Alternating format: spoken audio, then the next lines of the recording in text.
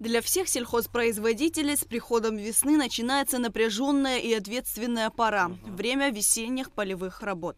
Ежегодно в начале пахотного сезона Министерство сельского хозяйства проводит мониторинг состояния сельхозтехники, которая находится на базе районных МТС. Министр сельского хозяйства Беслан Жопу инспекцию начал с Гулрыбской машинно-технологической станции. Здесь на сегодняшний день 12 тракторов в рабочем состоянии. Каждый год в районе вспахивают 300 гектаров земли. Стоит отметить, что 5-6 лет назад работы было намного больше.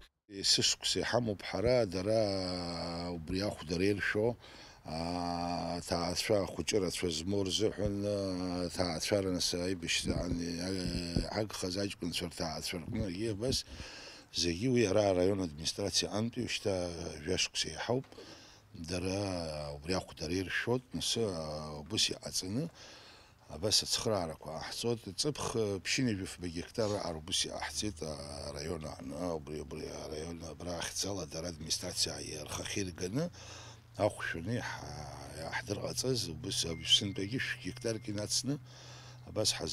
Надар Качабава также отметил, что не хватает механизаторов, но в целом Гулрыбский МТС готов к весенне-полевым работам. В Ачамчирской машинно-технологической станции на сегодняшний день в рабочем состоянии находятся 15 единиц техники. Специалисты проводят последние приготовления к началу весенних полевых работ, ремонтируют старую технику, которая еще может послужить. Если в Гулрыбском районе пахотные работы начинаются в апреле, то здесь уже идет вспашка земель. Всего-навсего там буквально 32 гектара на сегодняшний день. Хотя мы могли бы и больше, но заявок намного больше могли. Но заявок не было, из-за этого... Сколько планируется? Планируется, мы все зависим от заявок, как скажут, как, например, в прошлом году 400, позапрошлом году 600 гектаров мы освоили, это только мы. Это только пахота. Ну а так по общему объему до 1000-1200 гектаров все виды работы, если объединить, мы можем осваивать. В Ачамчирской МТС достаточно механизаторов. Коллектив молодой и сплоченный. Однако есть и проблемы. Одна из главных, по словам Вячеслава Шоу, нехватка запчастей для тракторов. В основном, как мы все знаем, все наши запчасти мы завозим с Российской Федерации. Они очень подорожали, буквально на 100, на 150, некоторые до 200% добавилась цена. Вот наша проблема в чем заключается. И горюче-смазочные материалы. Буквально вчера у нас было 71 рубль, 71 рубль, а сегодня уже с утра у нас уже 76-77 рублей. Вот буквально за 2 дня. И это все влияет уже на расходы. Подводя итоги инспекции, Беслан Жопу отметил, что техника не обновлялась около 10 лет и поэтому устарела, но тем не менее находится в рабочем состоянии. Беслан Жопу особо подчеркнул, что в этом году стоимость вспашки 1 гектара земли немного снизилась. Цены на стоимость калькуляции цены на гектар вспашки, что сейчас вот в основном проводится, это где-то 5300 рублей на гектар. Это установлено исходя из цены топлива, калькуляции, как обычно делается. Но, к сожалению, наши механизаторы не всегда этому придерживаются. Есть много частных тракторов, техники, которые работают в селах. Но, к сожалению, у них цена другая. Это в разы, 3 раза больше. То есть где-то около 13 до 15 тысяч рублей они берут со своим топливом. Правда, за вспашку мы также со своим топливом обязуем наших механизаторов до 5300, не более.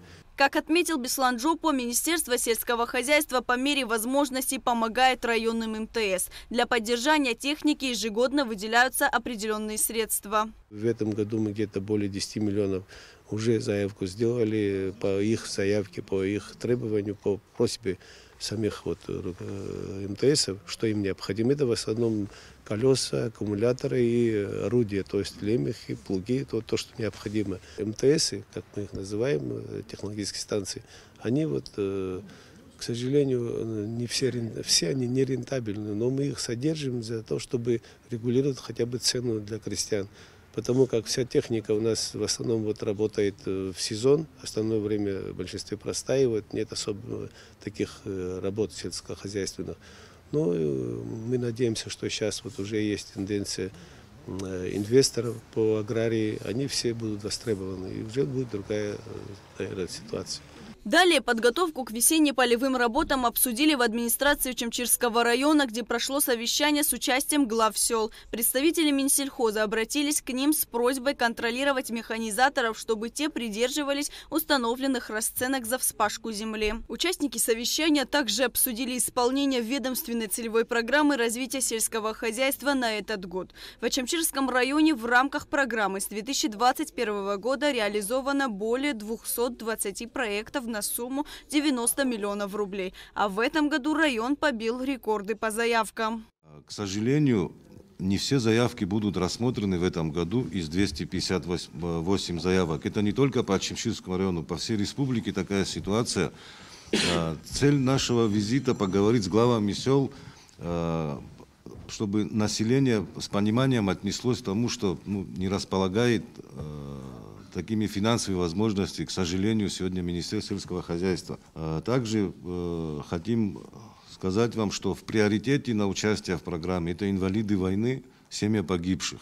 У нас есть справки, да, мы над этим работаем, но и изучая эту же информацию, тоже не всем получится помочь, и мы хотели бы, чтобы с пониманием все отнеслись к этому. Таким образом, в связи с нехваткой средств, часть проектов будет перенесена на следующий год. Сейчас в районе 250 заявок. Есть и те, кто участвует в программе не первый раз. Программа это не запрещает. Такие проекты у нас есть вот по селу Кутол.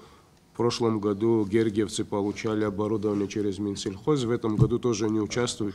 В 22 году, да. Но мы там и работу видим. Да, и там и мы работу видим, и результат видим. Сегодня, на самом деле, многие из вас, наверное, там не были, но если вы туда придете, вам будет приятно посмотреть чайные плантации, в каком состоянии находятся, подстриженные, обработанные, загороженные. И само производство, где у них сегодня они этот чай собирают, складируют, обрабатывают. Помимо той семьи, которая этим занимается, там еще рабочие места до 30 до 40 человек организовываются. Это немаловажно для нашего района, я считаю. Действительно, ребята, которые организовали вдвоем они вот такую работу масштабную, создали у себя дома мини-фабрику, обустроили людей рабочими местами, и сегодня были у премьер-министра, даже лично он сам увидел эту продукцию, ему очень сильно понравилось, даже не ожидали, что на таком высоком уровне эти ребята. И хотелось бы, конечно, чтобы этот проект дальше имел силу и имел возможность существовать, потому что это большая перспектива для нашего района. Стоит отметить, что в программе активно участвует молодежь. Это говорит о том, что они не хотят покидать свои дома, отметил Тенгиз Какубава.